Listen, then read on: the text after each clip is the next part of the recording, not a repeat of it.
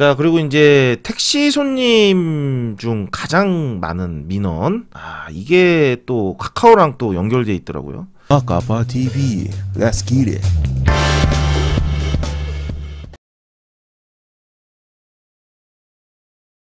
안녕하세요, 마카파 TV입니다. 자, 오늘 이야기는 역시 부재폐지 소송 관련 이야기고요. 그냥 뭐 성남시청의 그냥 택시 물류과의 그 고충들 뭐 그런 것도 이야기하고, 뭐 조합에 있었던 일 뭐 그런 이야기도 하려고 합니다. 그냥 편하게 썰방이라고 보시면 돼요. 네. 제가 얼마 전에 성남시청을 다녀왔습니다. 네, 성남시청 간 이유는 시장님을 만나기 위해서 갔고요. 당연히 시장님을 못 만났습니다. 그 이유는 일단 그 시장님실 앞에 그 어떤 단체가 농성을 이렇게 피고 있더라고요. 뭐가 불만이 있는지 모르겠지만 아무튼간에 그렇게 돼 있었고, 뭐 일단은 그리고 이제 뭐 비서관이 이렇게 와갖고 택시 관련된 거는 택시 물류과로 올라가시면 된다. 뭐 친절하게 이렇게 안내를 해주시더라고요. 그래갖고 저는 부재 관련은 시장님 권한이다. 저기 공무원분들이랑 백날 얘기해봐야 소용이 없다. 시장님 만나야겠다. 이렇게 이야기를 했지만 어쨌든 그 농성 그 하시는 분들 때문에 못 만났습니다. 결국에는. 그래가지고 이제 택시 물류과 올라갔고요. 올라가가지고 택시 부재 담당 관련 공무원 좀 이야기 좀 하자고 말씀드렸더니 부재 담당자가 왔긴 왔는데 부재를 모르시더라고요. 부재를 모르신 이유는 2월 중순에 발령이 나왔고 택시에 대해서 공부를 하고 있지 아직까지 무슨 어떤 시스템이 어떻게 돌아가는지 전혀 모른다고 하더라고요. 그래갖고 뭐 제가 또 그 아무것도 모르시는 분한테 이렇게 말씀드리기가 좀 그래가지고 가시라 그랬고, 그 저 더 위에 분, 더 오래되신 분 오시라 그래갖고 오신 분이 팀장님이신데 팀장님도 6개월밖에 안 됐습니다. 그래갖고 지금 성남시청에 있는 대중교통과 택시팀은 그냥 택시에 잘 모르시는 분들이 일단 앉아있다. 그렇게 보였습니다. 그래갖고 팀장님이랑 이제 저랑 이제 따로 이제 방에 들어가고 이야기를 하는데, 처음에는 뭐 제가 느끼기에는 그랬어요. 저를 좀 적대시 하는 것처럼 느껴졌고, 그 이유는 뭐 워낙에 택시 단체가 강하게 뭐라 이렇게 하는 그런 게 있고, 그리고 택시팀 자체가 뭐 깊이 부서이기도 하면서 좀 스트레스를 좀 많이 받는다고 합니다. 그렇기도 하고, 그래갖고 이제 뭐 저는 전 싸우러 온 거 아닙니다. 그냥 이야기하러 왔어요. 그냥 이야기하러 왔어요. 이러면서 이제 이야기를 나누는데, 일단 뭐 제가 이야기한 거 말고 일단은 그 민원 이야기 좀 해볼까 합니다. 성남시 같은 경우는 얼마 전에 이제 코로나 관련해서 이제 지원금을 개인 택시가 30만 원씩 받았습니다. 네, 만 원짜리 그 상품권을 30장을 봉투로 받았어요. 예. 그리고 저는 그걸 받아보면서 이거 되게 힘들게 줬다. 이게 뭐 통장으로 쏴주는 거는 더 쉬울 텐데 그 수많은 상품권을 일일이 세고 이렇게 담아서 줬을 거 아니에요. 많이 힘들었겠구나 이렇게 생각을 했고요. 일단 뭐 그 부분에 대해서는 저는 굉장히 감사하다고 전해드렸습니다.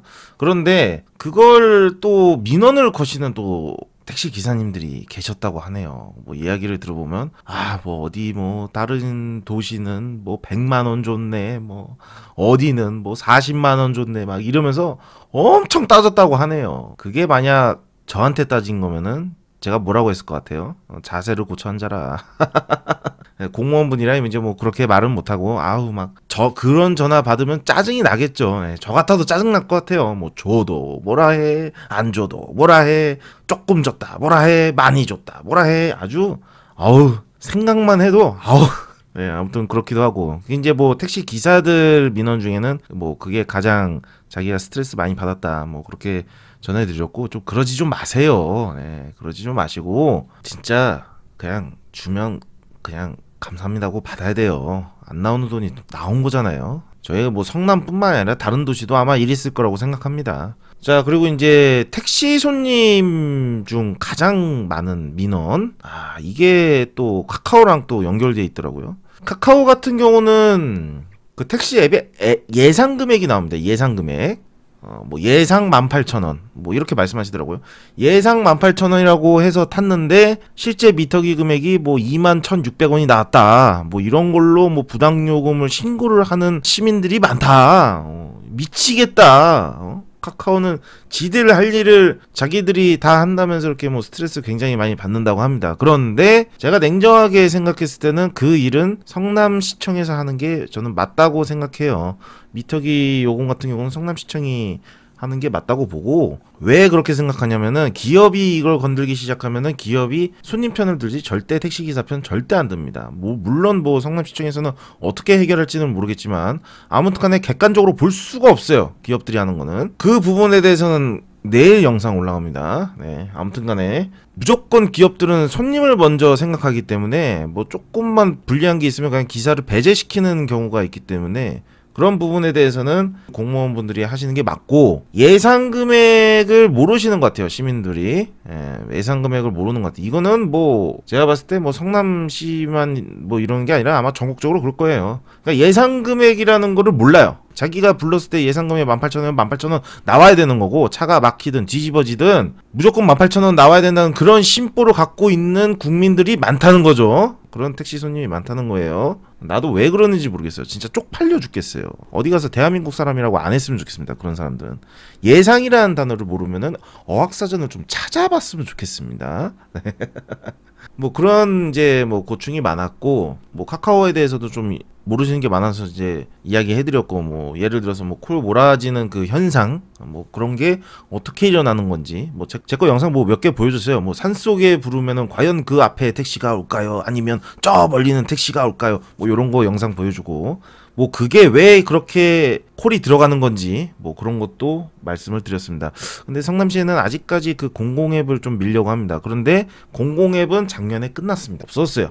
실적이 안 나왔고 없었어요. 그런데 그 전화로 콜하는 거를 좀 밀려고 하시더라고요. 그래서 제가 말씀드렸어요. 콜비를 받을 수 있냐? 콜비를 못 받는다. 왜요? 하니까 공공앱이다. 아, 그렇군요.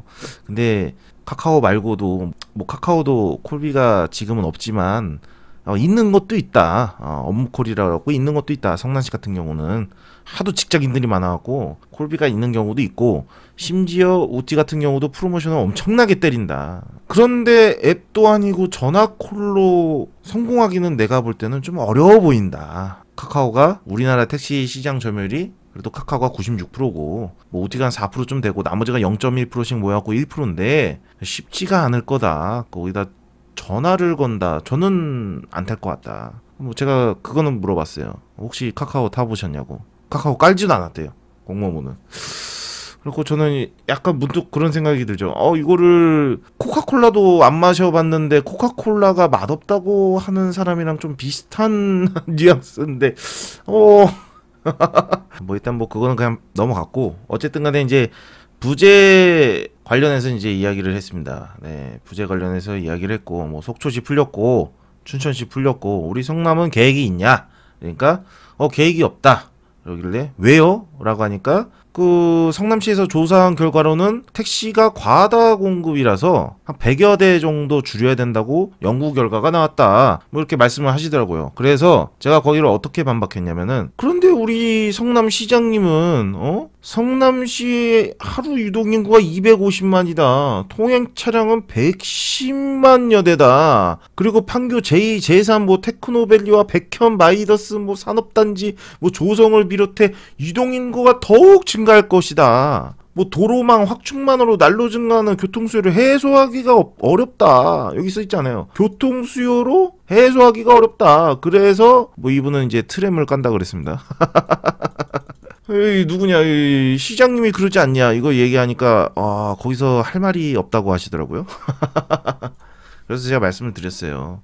아니, 과거에 없었던 판교가 생겼는데 거기에 지금 수많은 직장인들이 택시를 더 많이 타는데 어떻게 연구 결과가 과다 공급이라고 말할 수가 있냐. 그럼 내가 뭐 새벽 2시에 판교에 벌벌벌 추위에 벌벌벌 떤 그 손님은 뭐냐. 말이 안 된다. 이렇게 얘기하니 이게 연구 결과가 잘못됐군요. 이게 성남 시민 대비 택시 그 연구 결과라고 합니다. 네, 성남 시민 대비 택시. 그러니까 다른 지역의 그 유동 인구는 아예 파악을 안 한 거예요. 근데 제가 말씀드리지만은 우리 성남시 같은 경우는 광주도 있고 서울도 있고 용인도 있고 동탄도 있고 수원도 있고 굉장히 많이 그쪽으로 가시는 분들이 많아요. 예, 솔직히 말씀드리면은 굉장히 많습니다. 네, 아버지께서도 지금 경력이 30년 넘어가시는데 판교가 생긴 이후로 자기가 2만 원 이상 이렇게 가는 거는 요거 근래에 정말 많은 것 같다 할 정도로 그 성남시를 지나가는 그 유동인구가 굉장히 많습니다. 네, 그래서 이 연구 결과는 제가 봤을 땐 잘못된 것 같고, 그래서 제가 말씀을 드렸어요. 유동인구가 이렇게 많은데 성남 그 시민들을 불편하게 하면 안 된다. 부재를 폐지해야 된다. 그리고 나는 돈을 더 벌려고 하는 게 아니다. 나는 내 쉬는 날에 자유를 원한다. 뭐 예를 들어서 뭐 금요일 날 손님 뻔히 많은데 그날 그냥 강제로 쉬어야 되고, 일요일 날 인건비도 안 나오는 날에 일 나가야 되고, 뭐 그런 스트레스가 있지 않냐. 그랬더니 일단 하시는 말이, 그럼 법인이 너무 불쌍하다. 아, 법인이 불쌍하다. 딱 그 얘기 들었습니다. 참 할 말이 없더라고요. 왜냐면은 그 국토부에서 내려준 가이드라인은 분명히 과로사 방지라고 이렇게 적혀 있는데, 법인 택시가 불쌍하다고 해서 부재를 해제할 수는 없다, 이런 답변을 받았습니다. 뭐 저는 뭐 당연히 더 강력하게 말했죠. 그러면 부재 폐지 못하는 이유는 법인 택시가 불쌍해서 하니까 그건 또 아니래요. 네. 아, 그건 또 아니군요. 네. 불쌍하긴 하지만 그거는 아니다. 아, 네, 그렇군요. 하면서 네, 웃으면서 넘어갔습니다. 네, 넘어가고, 그래서 저는 그랬습니다. 그러면은 3부제를 계속 유지할 때 과연 법인 택시가 안 불쌍해지냐? 아, 또 그렇게 극단적으로 얘기하시면 안 됩니다. 이러더라고요. 아, 네, 알겠습니다. 네. 그러면서 이제 맨 처음에는 적대시를 하다가 나중에는 좀 많이 친해졌습니다. 네, 1시간 반 정도 이야기를 했는데, 뭐 결론적으로는 제가 아는 택시 정보 그런 것들을 이제 좀 많이 알려드렸어요. 그래갖고 결론적으로 너무 감사하다고, 진짜 너무 감사하다고, 제발 좀 많이 해달라고 그러더라고요. 저한테. 많이 가고 싶은데 요즘 좀 바쁩니다. 그래가지고 일단은 뭐 그것도 얘기했어요. 제가 볼 때 이 택시는 많은 것도 안 바랍니다. 3가지 정도만 바라면 돼요. 예, 제가 볼 때는 개인 택시는 부재를 풀어주면 됩니다. 네, 법인 사장이 있죠. 또 법인 사장님들이 원하는 게 뭐예요? 택시 요금 인상시키는 거예요. 택시 요금 좀 많이 좀 인상시켜야 된다는 거예요. 왜냐면은 이분들은 이제 좀 있으면은 또 인건비 빠져나가고, 지금 가스비도 뭐 장난 아니게 올라갔고, 뭐 자동차도 뭐 지금 뭐 얼마씩 올라가고, 뭐 보험료는 뭐 이미 만땅 차고 뭐 이래갖고 법인이 좀 많이 힘듭니다. 네, 그건 제가 인정을 해요. 그런데 이거 해결할 수 있는 방법은 제가 봤을 땐 요금 인상밖에 없어요. 요금을 좀 대폭 인상해야 됩니다. 뭐 그거고. 자, 그럼 법인 기사님이 계십니다. 법인 기사님은 월급을 받아야 돼요. 예, 월급을 제대로 된 월급을 받으셔야 됩니다. 정말로 제대로 된 월급을 받으셔야 돼요. 그날 미터기에 10,000원이든 50,000원이든 찍혀도 이분들은 월급을 제대로 받아야 돼요. 뭐 그분들은 잘리는 건 모르겠지만 아무튼 간에 제대로 된 월급을 받아야 된다고 저는 생각을 하고 있습니다. 그렇게 해야 서비스 질도 올라가고, 다 같이 살 수 있는 방법을 이렇게 3가지를 말씀을 드렸어요. 그런데 여기서 또 이렇게 말씀하시더라고요. 아니, 법인 사장님들이 원하는 그 요금 인상은 개인 택시 사장님들도 좋아지는 거 아니에요? 이러더라고요. 그래서 제가 그랬을 겁니다. 그러면은 개인 택시를 불행하기 위해서 법인 택시 사장님들이 원하는 걸 안 해야 되나요? 네, 그냥 이렇게 웃고 넘어갔습니다. 그래서 뭐 이렇게 모든 이야기를 했더니 자세가 좀 불편해 보이셨어요. 제 눈에는 그랬어요. 택시를 바라보는 그 자세가 조금 불편하셨는데 마지막에는 좀 바른 자세로 고쳐지셨더라고요. 아마 제가 이렇게 이런 공무원분들이랑 이야기하면은 좀 이야기가 통하는 점이 있을 수밖에 없습니다. 왜냐면은 뭐 조합은 당연히 적대시일 거고, 뭐 법인 사장들도 뭐 적대시일 거고, 뭐 어디 뭐 단체도 뭐 적대시일 거고, 그런 관계일 거예요. 공무원분들이랑 단체들이랑은. 근데 뭐 저 같은 경우는 저는 뭐 단체도 아니고 그냥 조합원이고, 사실상 그냥 조합원이고, 이게 그 개인 택시 기사이고, 그리고 이제 또 택시 유튜버이기 때문에 또 저는 또 자세가 바르지 않습니까? 그렇기 때문에 바른 자세로 보기 때문에 뭐 이런저런 이야기를 하고 차도 한잔 마시면서 아주 좋은 시간을 가졌습니다. 네, 뭐 시간 날 때 좀 뭐 있으면은 좀 한번 들려볼까 합니다.